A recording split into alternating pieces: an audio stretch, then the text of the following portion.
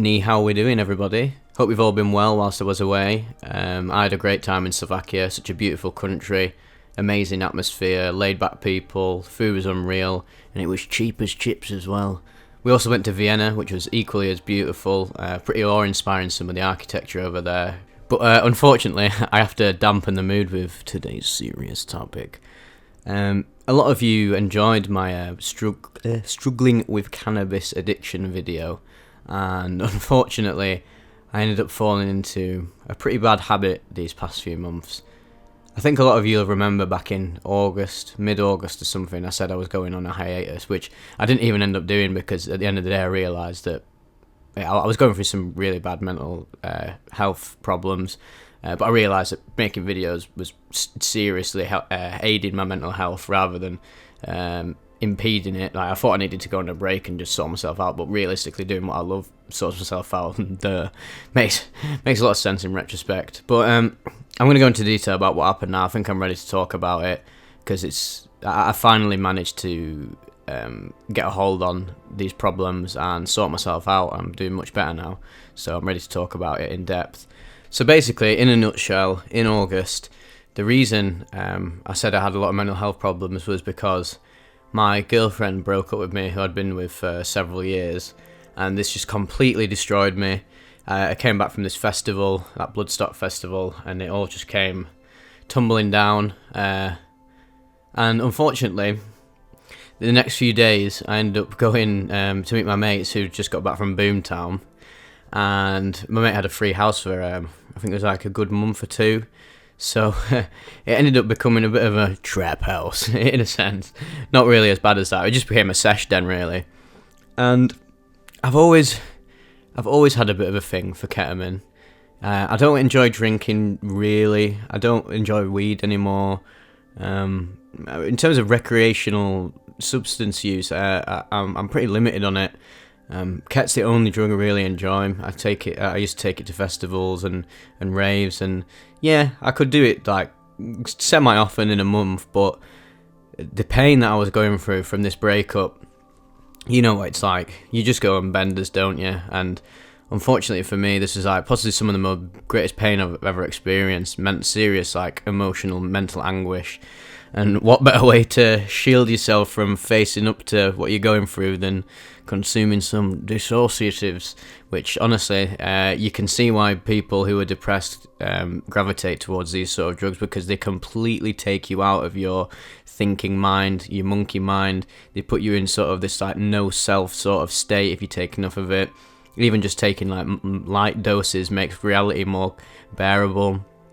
It took me out of my ego, and it also provided some serious transcendental, some mystical experiences. In basically, I've been addicted. I'm not gonna lie, I've been addicted to Ket for like the past 4 months, which is not something I'm proud of at all. But I feel like it helps for us to talk about this openly, and it definitely helps for me to just admit what I was going through, because I was going through some pure denial. I was just like, oh no, I'm just doing it because I enjoy it. But obviously, looking back, realistically, I was just filling the void in my life that my girlfriend had left by consuming Ket all the time. It was getting to a point where I was literally doing it every single day, like within October and November, and then I'd try and get off it and be like, right, I don't need this anymore. I'd try and do a week off it, only make it like 3 days and just get back on it again, because what was happening was I was basically dissociated all the time, and I just stopped enjoying sober, grounded reality. I found it hard to play games. I found it hard to... The only thing I enjoyed was going out on walks, because it was the only thing that was keeping me entertained and keeping me out of my monkey mind. But every time I tried to relax, watch a film, watch a series or anything, or read, I just couldn't do it. It was completely impeding my concentration and other cognitive functions, and it was turning me into a bit of a zombie, to be honest. I was also experiencing some seriously slurred speech. I think possibly you might have noticed that in some of my videos, where I always have a problem where I trip over my own words. That's just me as a person, but the ketamine use was exacerbating it seriously, and it was getting to the point where I was like, oh my god, if I keep this up, I probably won't be able to do videos anymore, which is quite worrying, to be honest, because obviously this is what I love the most, more than anything, and this has really kept me this has kept me the most grounded. I'm just glad that I was able to keep doing it whilst I was battling this problem.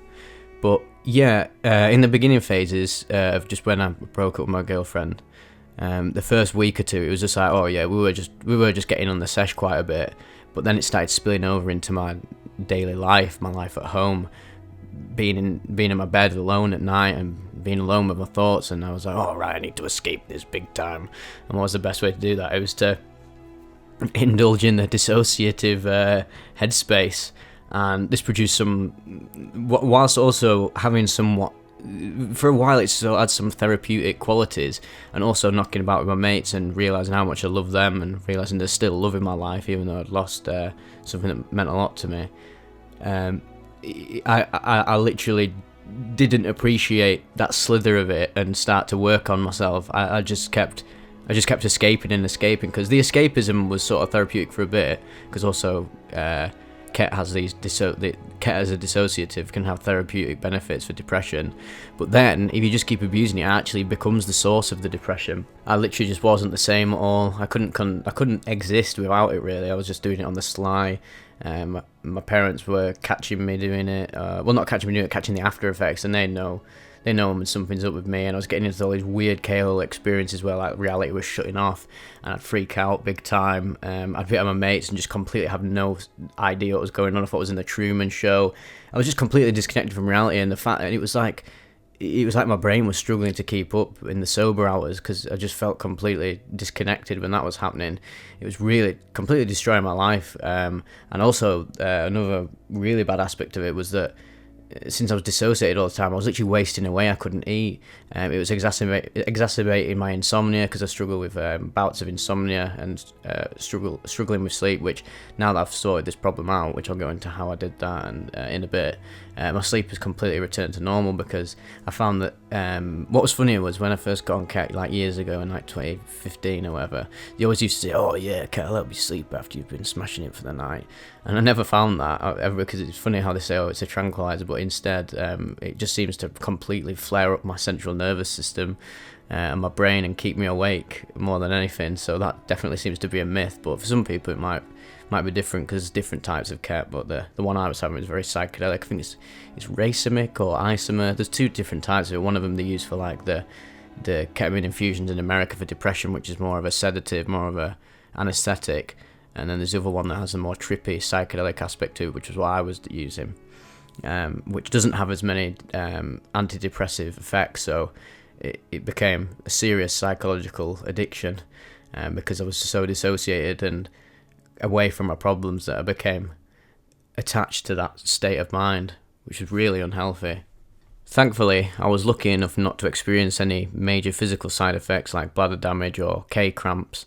It was just mainly the insomnia and downward spiral of my mental health that was messing me up. I think I've successfully managed to combat the effect on my bladder, because I was consuming green tea an hour before consuming any Ket, and just drinking water the whole time, so that I was flushing out my kidneys and etc. I talked about in my video Everything You Need to Know About Ket that green tea has a chemical in it, I believe it's called ECGC, and it's been tested on rats, and it happens to alleviate a lot of the bladder damage that Ket can trigger. But this was also a double-edged sword, because even though I wasn't getting as messed up on it as I should have been, this also sort of encouraged me to keep doing it. It's like, oh well, if I'm not getting affected by it that badly, I may as well just keep doing it, which is just seriously bad mentality. And that is just like a great way to know you're addicted, if you're making all these excuses, and why you should continue abusing it every single day. And thankfully, in these past few weeks, I managed to hit it on the head, because one day I got out of bed and I was like, what the fuck am I actually doing? Like, this is seriously bad. I knew it was bad, and my subconscious sort of came to the surface. I started like actually meditated one day, and it sort of came into my thoughts, and instead of me pushing it away, I just observed it and let it fester. And then after that, I was like, right, I need to sort myself out. I started eating again. I stopped using it as much during the week. I started working out again, and I've worked out every single day. I used to work out loads in like 2018, And then then 2019, and then I just let it go when I sort of got with my girlfriend, because again, stupid mental habits was like, I don't need to work out because I've got this thing that makes me happy, and I need one less thing. I don't need this other thing that makes me happy. It's so stupid. Like, the human ego is just crazy, innit? I suffer with it a lot, but we keep on persevering, my lad. I noticed within the past 2 weeks, as soon as I started to like clean my act up, start working out, going on like serious walks a day, meditating, forcing myself to start reading books again, getting into series, like really deep series that I can engage myself in, invest myself in games again, put more effort into my videos, make longer videos, get the editing up, going out recording videos, just doing anything to take my mind off it, and it really does help. You've just got to get your ass in gear, pick yourself up by your bootstraps, lad. And you just got to do it, really. I had a lot of help from great mates as well. Talking with them about my problems really helped. They were going through some similar problems. I feel like everyone gets this sort of like winter depression brug. We've got winter depression brug, mate. They get sort of this depressive attitude in the winter months and Halloween time. There's definitely a reason Halloween's at the end of October. It's definitely when the shadow emerges from your psyche, I feel. And they were going through some shit, so talking really helps. It definitely gets out in the open. And going to Slovakia, I admitted all this stuff to my mates that I went over there with. That was really helpful. I finally just admitted, like, yeah, I have been addicted to this for a while now, and this is the exact reason why. Filling the void in because I lost my girlfriend. I didn't want to face up to reality and face my emotions, work through it, because, again, I was scared of the suffering, scared of admitting things that I did in my relationship might have pushed her away, etc. All these things that happened, and actually it always is the case, is that when you actually face it, the resistance of it is the suffering, isn't it? The resistance causes the addiction to something, and then that creates even more suffering. It's like the suffering gets so deep that it's literally just trying to make you face up to it, because eventually the suffering will be like, what sets you free? Because, I literally cannot be fucked suffering this much anymore. I need to finally just do something about it and face my demons. And then that's when you have your greatest period of growth and you overcome it big time. I'm lucky in a sense to have not been addicted to it for years on end. I mean, 4 months is a long time, sort of, but in relatively it's a long time, but in the grand scheme of things, quite short. But to do that every day for 4 months, I was very lucky not to have some serious physical side effects, and it did for quite a while have some cognitive. I did have some cognitive issues, which I thought were going to stick with me, but thankfully I managed to relinquish them. I was struggling articulating sentences, I was struggling speaking, because if you're under the effects of a dissociative, the slurred speech can be seriously annoying, and sometimes I'd be slurring my speech so much every day that it's like, is this going to stick? Is it ever going to stop? I might never be able to speak or do videos, which is what really scared me. And that was the point of suffering where I was like, right, this is actually going to impede like my whole dream career, my whole idea of what I want my life to be, to spread the beautiful power of psychedelics and the profound nature of these substances and mystical states, and just everything to do with like the wonderful, mysterious world of consciousness in the universe. And that would have completely broken me. That would have created even more suffering, and that could have sent me down a seriously dark hole. Fucking kale, mate.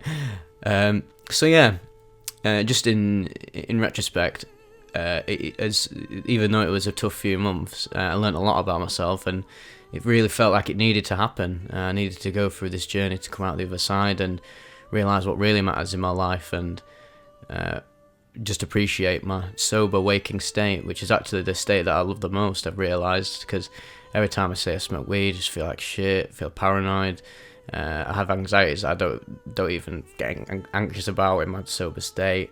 I'll always enjoy a bit of the spaghetti mine now and then, but it's really something that I don't feel like I need to do to enjoy life anymore, and that I've fully moved on from this period of suffering that I went through, losing my girlfriend. But now it's time to move on to the next chapter of my life, embrace it, keep doing wacky stuff. I'm 25, I need to live now, I need to make the most of my youth.